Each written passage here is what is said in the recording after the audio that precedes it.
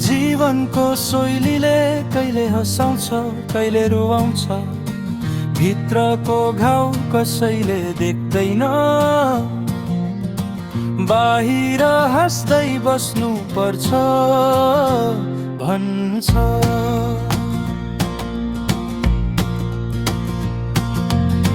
सपनालाई हावा लाग्छ, कहिले उडाउँछ, कहिले भत्काउँछ।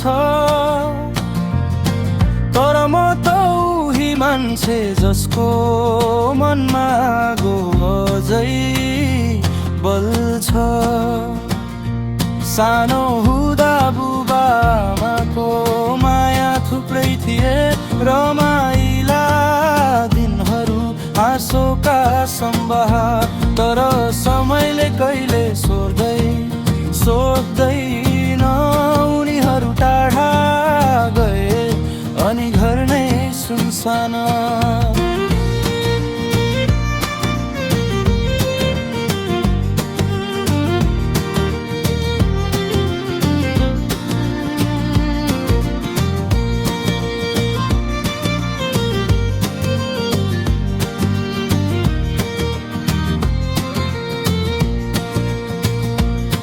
दाइ परदेशतिर गाउँले भन्छन् कुरा, यो मनले सहेर पनि के सहेको छु यार।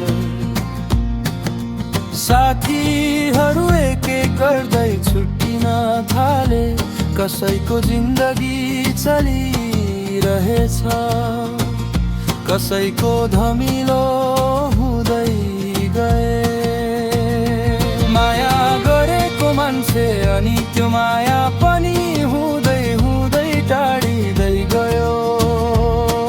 उसको आँखामा देखिने म भन्दा त्यो आँखाभित्र बिस्तारै मेटिँदै गए।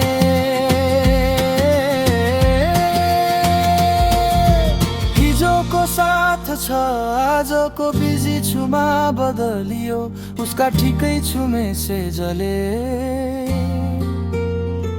मनको भित्रै कति न ठिकै छु भन्ने भन्थ्यो। म सपनासम्म बाँड्न तयार थिए, तर समयले उसको हृदय फेर्दै लग्यो।